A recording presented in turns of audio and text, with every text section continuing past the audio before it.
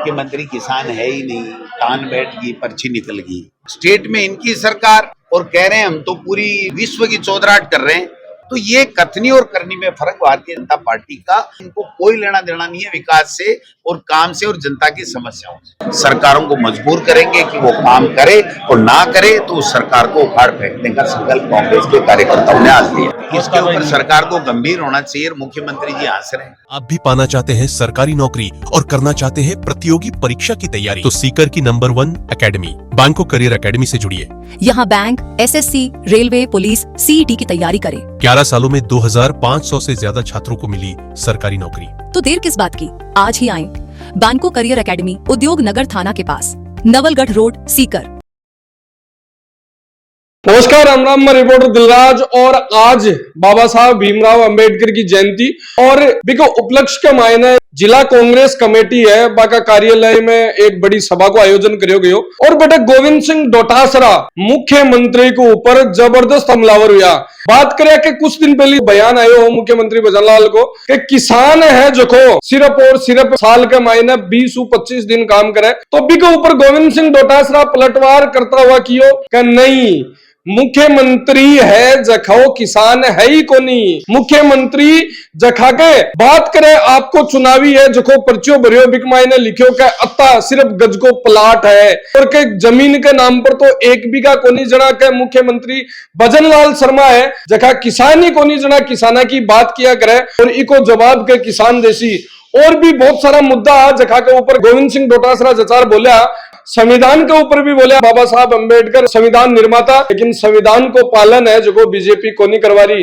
के अलावा भी पंचायती राज विभाग का जगह चुनाव बन निरस्त करवाया सरकार, तो बिक माई ने भी जगह कारण बताया। आप बिक के ऊपर भी लगातार हमलो है जो गोविंद सिंह डोटासरा करो कहीं की आपके भाषण के मायने कंटिन्यू थारे सामने आ गए। आज बाबा साहब की जयंती के अवसर के ऊपर हम सबने जिला कांग्रेस कमेटी के अंदर चित्र को पुष्पांजलि अर्पित की है और हमने जो बाबा साहब ने संविधान हमें दिया है, संविधान की रक्षा के लिए, लोकतंत्र की रक्षा के लिए, उसकी पालना कराने के लिए, जैसे देश की आजादी के लिए कांग्रेस ने महात्मा गांधी जी की अगुवाई में आंदोलन करके और अंग्रेजों को यहाँ से भगाया था, वैसे हमने संविधान की रक्षा के लिए संकल्प लिया है कि ऐसी ताकतें जो इस संविधान को कमजोर कर रही हैं, इसकी धज्जियां उड़ा रही है, इसको मान नहीं रही हैं, तानाशाही कर रही हैं, संस्थाओं का दुरुपयोग कर रही हैं, जनता की सुनवाई नहीं हो रही है, समानता का अधिकार खत्म किया जा रहा है, बोलने की आजादी के ऊपर अंकुश लगाया जा रहा है। मैं समझता हूँ कि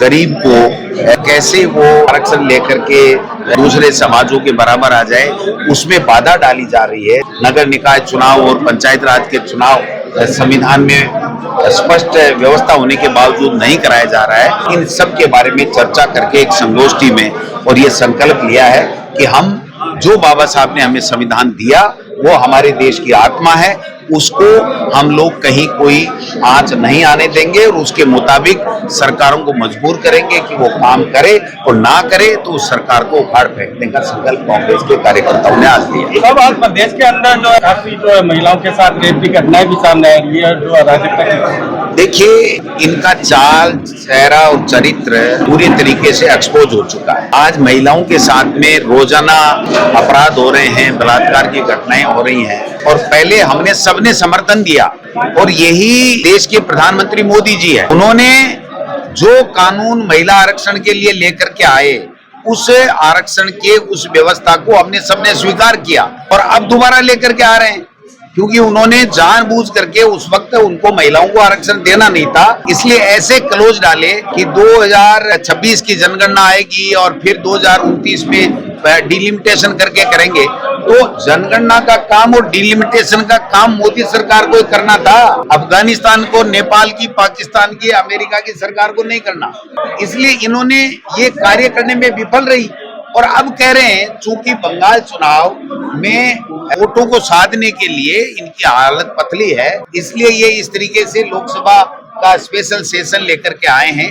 हमारा हमेशा महिला आरक्षण का स्टैंड क्लियर रहा है कि महिलाओं को आरक्षण 33% हर जगह मिलना चाहिए। हमारे नेता स्वर्गीय भारत रत्न राजीव गांधी जी ने पंचायत चुनाव और नगर निकाय चुनाव अनिवार्य रूप से 5 साल में हो और वहां पर ओबीसी और महिलाओं का आरक्षण की व्यवस्था हो, ये हमने ही किया था, इन्होंने नहीं किया।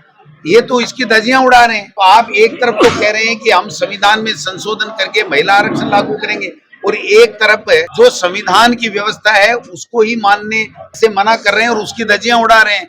तो ये कथनी और करनी में फर्क भारतीय जनता पार्टी का मूल चरित्र है। और ये बेईमान लोग हैं, ये झूठे लोग हैं, ये तानाशाही करते हैं, लोगों की आवाज दबाते हैं, गरीब को कुचलने का काम करते हैं, और विकास इनका कोई विजन नहीं है। इनको कोई लेना देना नहीं है विकास से और काम से और जनता की समस्याओं से। जो बम से उड़ाने की जो धमकियां लगातार जो मिल रही है, विधानसभा में मिल रही है, पहले भी कई बार ऐसी घटनाएं प्रदेश में सामने आई है। इसके ऊपर सरकार को गंभीर होना चाहिए। मुख्यमंत्री जी हंस रहे हैं, तो आप समझ लीजिए कि कैसे लोगों की पर्चियां निकली है। आप समझिए कि आए दिन इसका मतलब भारत सरकार डबल इंजन की सरकार तो फेल हो गई ना। देश के अंदर इनकी सरकार, स्टेट में इनकी सरकार, और कह रहे हैं हम तो पूरी विश्व की चौधराहट कर रहे हैं, और अमेरिका धमका रहा है, और यहाँ बम से उड़ाने की धमकियां मिल रही है। हाई कोर्ट की 3 बार मिल गई, 4 बार मुख्यमंत्री को मारने की मिल गई, अब विधानसभा की मिल गई। अब आप और हम बचे, और उनको भी लगता है कि मोदी जी कुछ ना कुछ करके छोड़ेंगे। आप देखिए, आज ईरान और इजराइल के बीच में अमेरिका जो है वो चौधराहट कर रहा है, पंचायती किससे करवा रहा है? पाकिस्तान से, जो आतंकवादी देश है उससे पंचायती करा रहा है। देश का प्रधानमंत्री जी 2-2 हजार 5-5 हजार की आबादी वाले देश में जाकर के, और बच्चे मेडल पहनते, वैसे मेडल पहन के आ रहा है कि देखो मेरा सम्मान हो गया। मुख्यमंत्री किसान है ही नहीं, कान बैठ गई, पर्ची निकल गई। आप बताओ, उनका एफिडेविट देखो। राजस्थान विधानसभा में जब उन्होंने एफिडेविट भरा था, उसमें 350 वर्ग गज का एक प्लॉट है उनके पास, 1 बीघा जमीन भी नहीं है। तो उन्होंने किसानी कब की? कल परसों एक कार्यक्रम था, उसमें तो कह रहे थे हम तो भोजन बनाते थे, भोजन बनाना हमें अच्छा आता है। कभी तो भोजन बनाना आता है, कभी किसान की बात कहते हैं। किसान का अपमान है, और इस अपमान का बदला किसान सूद सहित समय आने के ऊपर चुकाएगा। धन्यवाद। राम राम साहब।